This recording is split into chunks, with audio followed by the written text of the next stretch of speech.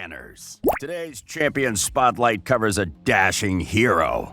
Meet Marius the Gallant. He's a legendary skinwalker, joining the Arbiter and Ramontu Drake's Blood as a reward for completing a set number of progress missions.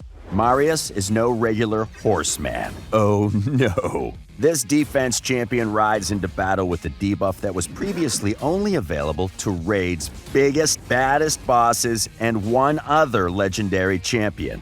Can you guess what it is? His default skill? Auric Lance is an AoE attack that has a chance of placing Enfeeble on each target skewered by it. Yes, that Enfeeble debuff, which you should remember if you've ever fought Akumori the Phantom Shogun. When under Enfeeble, affected champions can only land weak hits, unless stated otherwise in their skill or overruled by something like the Affinity Breaker artifact set. Enfeebling even a single damage dealer can kneecap your enemy's damage output, and Marius can put pressure on the entire enemy team with this skill. Combine it with a counterattack buff, ally attacks, turn meter boosts, and you can be constantly pumping out party-wide Enfeebles. Marius' second skill is called Death or Glory, and it's another AoE attack. Marius lets fly with 3 devastating stabs, with each hit decreasing enemy buff duration by 1 turn. This means you can effectively negate most, if not all, enemy buffs with this skill, assuming you can overcome the target's resistance, as this skill isn't technically stealing or removing buffs. Death or Glory is a great way to essentially strip an enemy team's buffs without triggering a polymorph blessing. If that wasn't enough, Death or Glory's damage scales based on the target's max HP, meaning it'll pack a serious punch against bosses and the Hydra. Then for Marius' third skill, we have Galloping Thunder, a perfect complement to Death or Glory. First, Marius places a 50% increase accuracy and a 60% increase defense buff on his team for 3 turns. He then stuns the enemy with the highest turn meter value and gets an extra turn.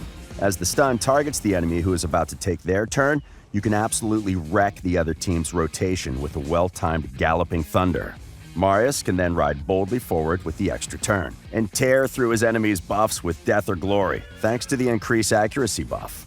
The increased defense buff ain't nothing to sneeze at either, especially when Marius' attacks scale off his defense stat. Next, we have Marius' passive skill, Steadfast Knight. Now, if you thought Marius was strong before, this passive turns him into an absolute beast in PvP. First off, Steadfast Knight makes Marius immune to all turn meter reduction effects and decreased speed debuffs. You did hear me right. I did say all.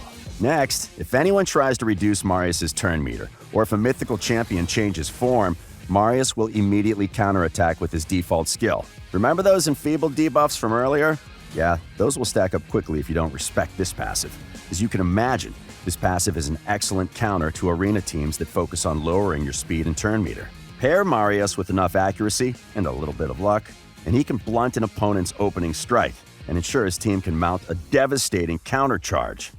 Mythical champions don't get off scot-free either, as Steadfast Knight means Marius can land a clutch Enfeeble just after a metamorph has taken place.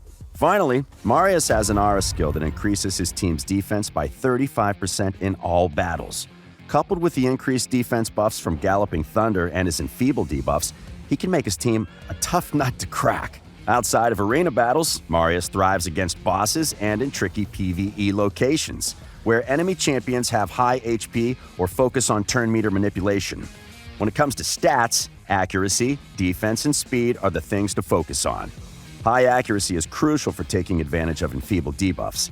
Defense will increase Marius' damage and survivability, while speed is always useful, especially when it means landing more Enfeebles. Other than that, go wild with gear experimentation.